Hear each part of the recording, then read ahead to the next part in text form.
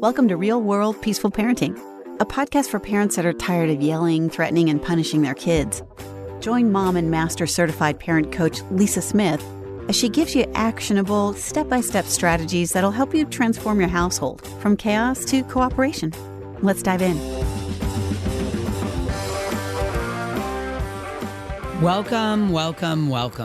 Welcome to today's episode. I am absolutely thrilled to be with you here today because today we're diving deep into a topic that can truly transform your parenting.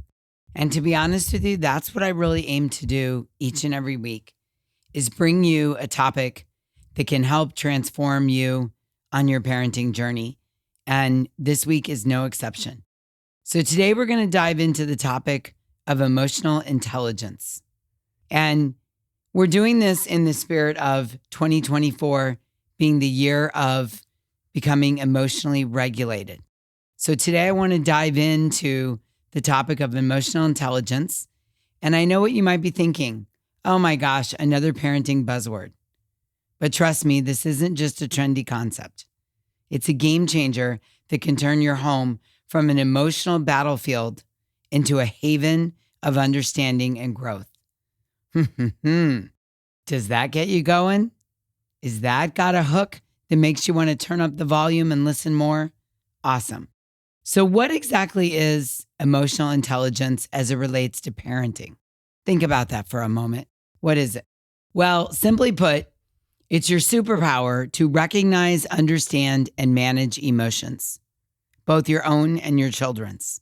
It's about creating an environment where feelings aren't just tolerated, but they're respected and used as tools for connection and growth. I gotta say that one again, y'all. Emotional intelligence in parenting. It's about creating an environment where feelings aren't just tolerated, but they're respected and used as tools for connection and growth. Whew, that is good, right? Am I right? Oh, gosh. I want to shout that from a rooftop. Now think about it. How many times have you found yourself in the middle of a tantrum wondering, what am I doing wrong? Or maybe you've struggled to connect with your teenager who seems to be speaking an entirely different emotional language. Well, that's where emotional intelligence comes in. Okay, let me share a quick story with you from one of my clients, Sarah. Sarah came to me feeling completely overwhelmed by her 6-year-old's emotional outbursts. She tried to reason with him. She tried timeouts. She even tried bribes. I mean, hey, we've all been there. But nothing seemed to work. When we started working on Sarah's emotional intelligence skills, things began to shift. Instead of Sarah seeing her son's tantrums as, quote, bad behavior, she began to see them as opportunities for connection. She learned to validate his feelings even when she couldn't validate his actions. And you know what? Not only did the tantrums decrease, but her bond with her son grew even stronger. Now, I can almost hear some of you thinking, that sounds great, Lisa, but how do I actually do this? Don't worry, I've got you covered. Remember, I'm your parent coach. So let's break down the core components of emotional intelligence. You ready? Number 1, self-awareness. It's all about us as the parents recognizing our own emotions and how they affect our parenting. Are you snapping at your kids because you're stressed at work? Are you worn out and tired of making dinner? Are you frustrated because you and your partner are not getting along right now and you're taking it out on your kids? Step 1 is self-awareness. Step 2, this one isn't going to surprise you at all. Self-regulation. Once you're aware of your own emotions, you need to manage them, especially in those challenging parenting moments. And let's be honest, there's plenty of them.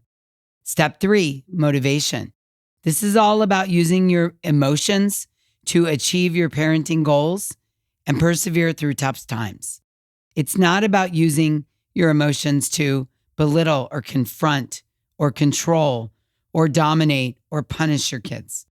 It's about using your emotions to achieve your parenting goals. Step 4, this one's a big one, empathy. Understanding and sharing the feelings of your children, even when you don't agree with them, even when they're not spot on, even when they've done something really wrong. It's understanding or trying to understand the feelings your kids are experiencing in the moment and making no feelings wrong or bad or tell them they don't feel that. It's validating what their experience is, even when they've done something wrong in the moment. This is huge, parents, huge. And number 5, social skills. Building strong relationships and communicating effectively with your kids. Now, you might be wondering, why does this matter, Lisa? Well, let me tell you. The benefits are enormous. Emotionally intelligent parenting leads to healthier emotional development in your kids at any age. So I don't care how old you are or how old your kids are, you can get started right now today, because emotionally intelligent parenting leads to healthier emotional development in your kids. It leads to improved communication. It leads to stronger parent-child bonds and even better mental health for the whole family. Listen to this. You're not just parenting. You're preparing your child for a lifetime of emotional resilience and healthy relationships. So now let's look at our kids. How do we raise emotional intelligence in our kids? Well, here are some practical steps that frankly might surprise you. The first thing we want to do is we want to model emotional awareness. Your kids are always watching you. Scary, I know. So start by naming your own emotions out loud. I'm feeling really frustrated right now that you and your brother are fighting. I'm going to take a deep breath and calm down. Share your emotional regulation strategies. When I'm upset, I like to go for a walk to the mailbox to clear my head. When I'm not sure what to do, I take a pause. When things feel really difficult for me, I go to the kitchen sink and wash my hands. Share your emotional regulation strategies. Number 1, it communicates that you're trying to emotionally regulate yourself. And number 2, it communicates a strategy you're using. And again, remember, kids don't do what we say, they do what we do. Second, encourage open communication. Create a safe space for your children to express their feelings. Ask open-ended questions like, how did that situation make you feel? Instead of, did that make you sad? Practice active listening. Put away those distractions and give your full attention when your child is speaking. Third, discuss and teach empathy. Help your children understand and share the feelings of others. Use stories to discuss emotions. Maybe play emotion charades. And encourage perspective taking. Help them walk in the shoes of other people. Remember, teaching emotional intelligence is an ongoing process. Be patient with yourself and your children as you learn and grow together. Now let's talk about some key behaviors of emotionally intelligent parents.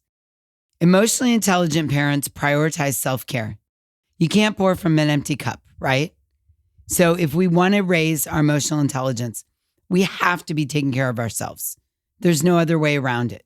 If you're not taking care of yourself, you're much more likely to be short and triggered and dysregulated when you're interacting with anyone, let alone your children. So you want to set time aside for activities that recharge you, whether it's reading, exercising, or hobby. You might want to practice stress management techniques like deep breathing or meditation. Number 2, focus on connection over compliance when interacting with your kids. Build strong emotional bonds with your children. Spend quality one-on-one time with each child regularly. Show interest in their world. Ask about their favorite episode of something, why they really like Pokemon cards, what's their favorite thing about Bluey.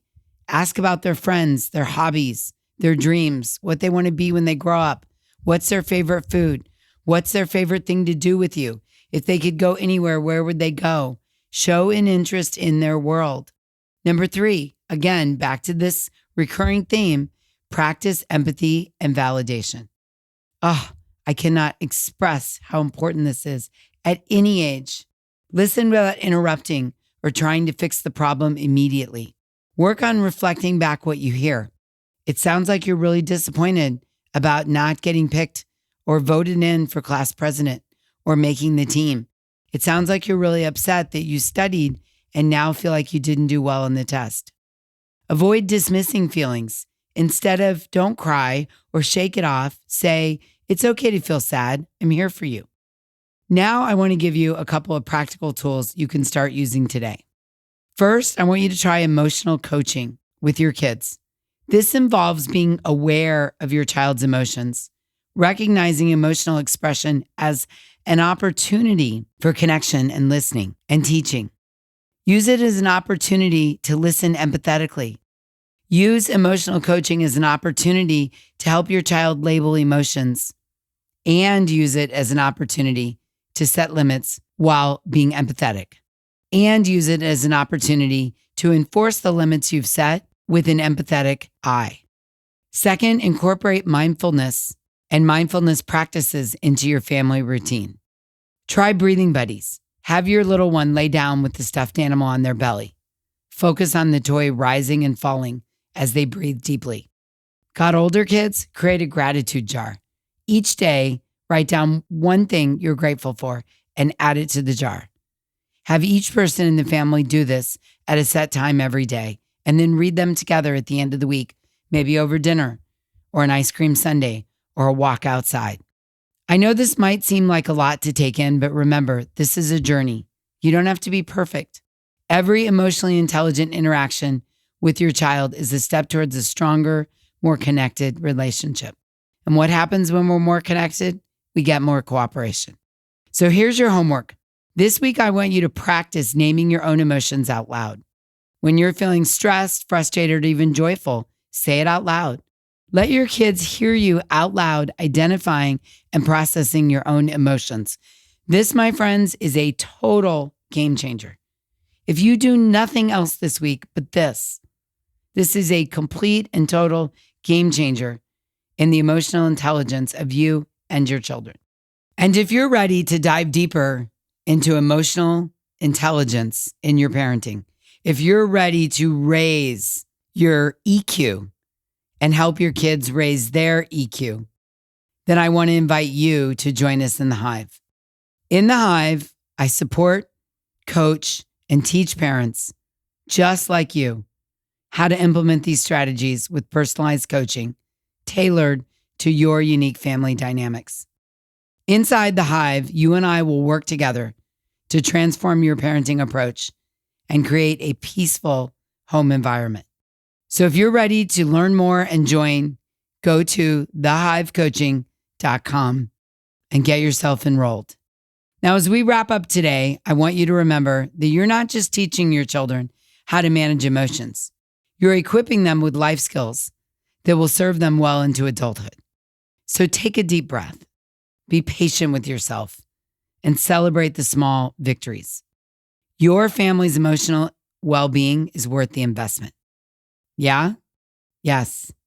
Okay, to summarize what we talked about today, emotional intelligence in parenting is about recognizing, understanding, and managing your emotions and your kids. It involves self-awareness, self-regulation, motivation, empathy, and social skills. By modeling emotional awareness, encouraging open communication, and teaching empathy, you will raise emotionally intelligent kids. And remember, you also need to prioritize self-care, focus on connection over compliance, practice empathy, and validation. This is the recipe for raising the emotional intelligence in the entire family. Yes? Awesome. Okay, until next time, I'm wishing you peaceful parenting. Thanks for listening to Real World Peaceful Parenting. If you want more info on how you can transform your parenting, visit thepeacefulparent.com. See you soon.